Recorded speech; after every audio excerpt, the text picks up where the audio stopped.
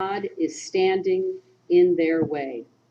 For the sake of the Syrian people, the time has come for him to step aside and leave this transition to the Syrians themselves. People of Syria, people of Syria, people of Syria deserve a government that respects their dignity, protects their rights, and lives up to their aspirations. We understand the strong desire of the Syrian people that no foreign country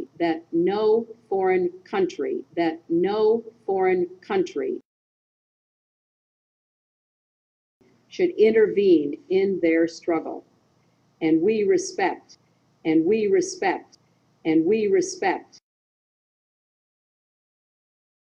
their wishes.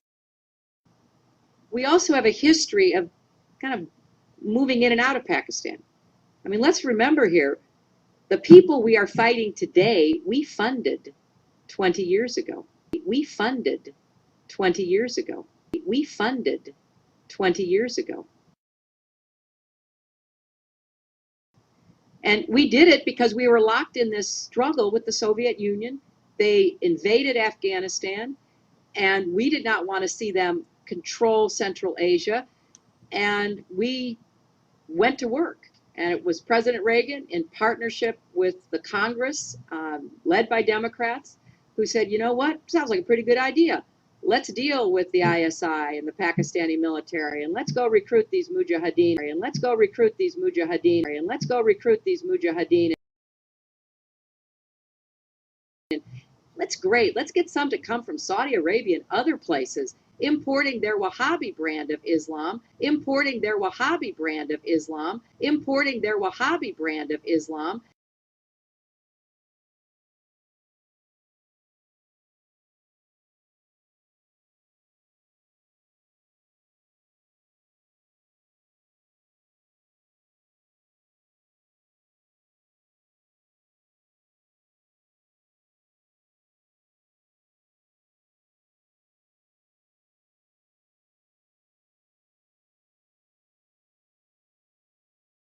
So that we can go beat the Soviet Union. And guess what? They retreated, they lost billions of dollars, and it led to the collapse of the Soviet Union. So there's a very strong argument, which is, wasn't a bad investment to end the Soviet Union.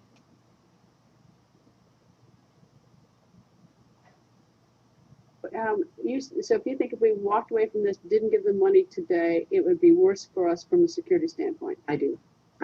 We're building a relationship that just did not exist. I said in our last trip when you were with me that we had a huge trust deficit, in part because the United States had, to be fair, we had helped to create the problem we're now fighting. We had helped to create the problem we're now fighting. We had helped to create the problem we're now fighting. When the Soviet Union invaded Afghanistan, we had this brilliant idea that we were going to come to Pakistan and create a force of Mujahideen, and create a force of Mujahideen, and create a force of Mujahideen, equip them with Stinger missiles and everything else to go after the Soviets inside Afghanistan. And we were successful. The Soviets left Afghanistan, and then we said, great, goodbye, leaving these trained people, leaving these trained people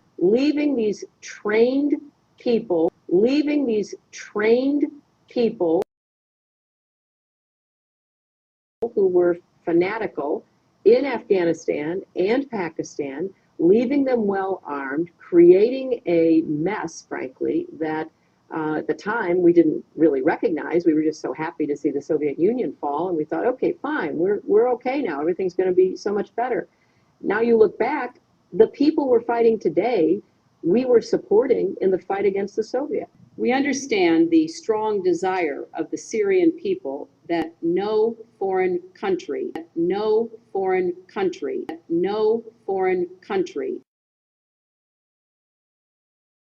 should intervene in their struggle, and we respect their wishes. In just the past 2 weeks, many of Syria's own neighbors and partners in the region have joined the chorus of condemnation.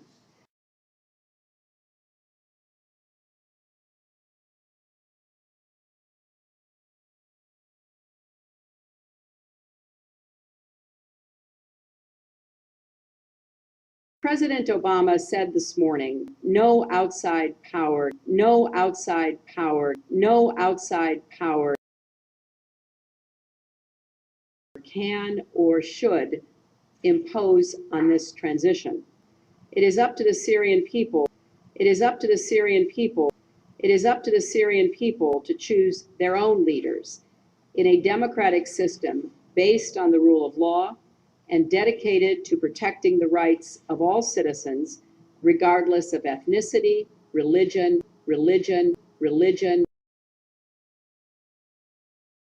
sect, or gender. It is up to the Syrian people. It is up to the Syrian people. It is up to the Syrian people.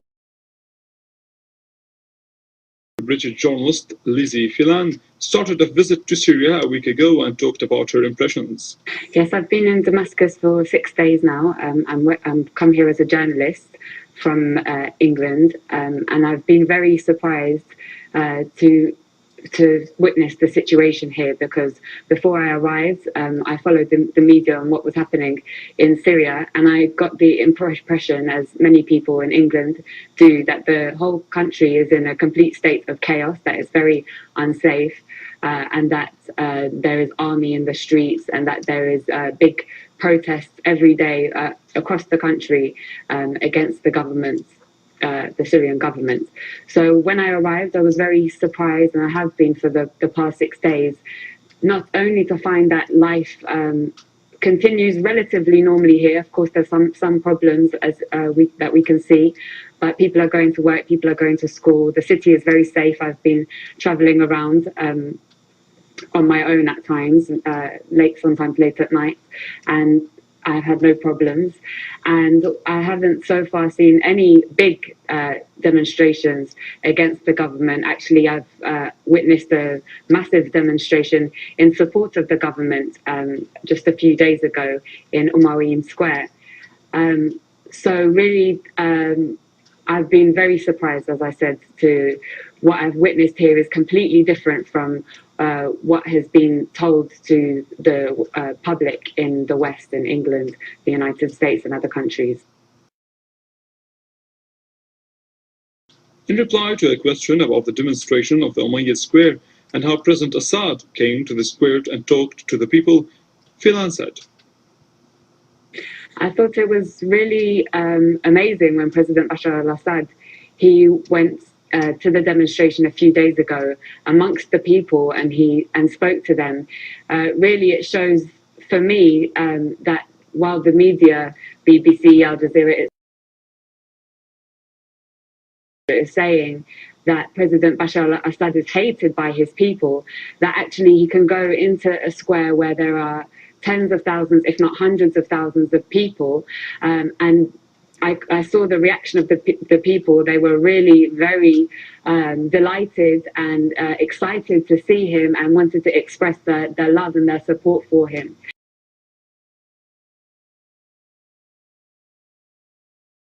And he went there with his wife and his children, quite unconcerned for his security, which is not really the actions of a president who is hated and in fear of his own people.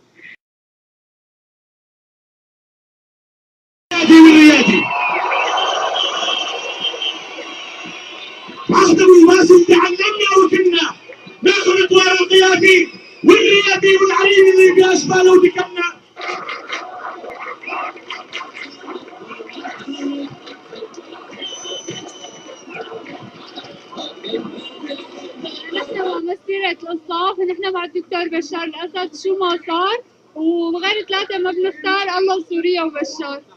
كنا ولا زلنا وسوف نبقى مع سيادة الرئيس الدكتور بشار الأسد دائما وابدا. شكرا لروسيا، شكرا للصين، ونحن مع قيادة سيادة الرئيس بشار الأسد ومع سوريا الوطن.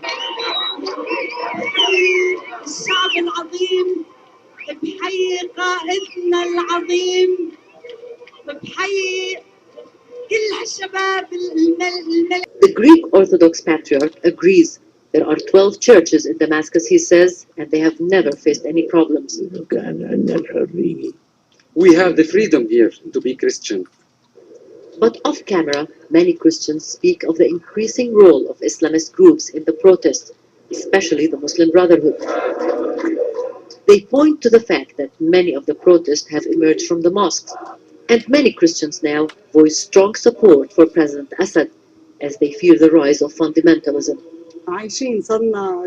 We live here in freedom and security. What happened? Then we realized it's a conspiracy from outside Syria.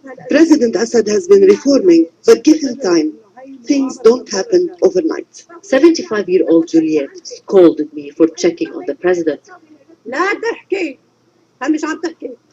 Don't interfere in our affairs, she told me.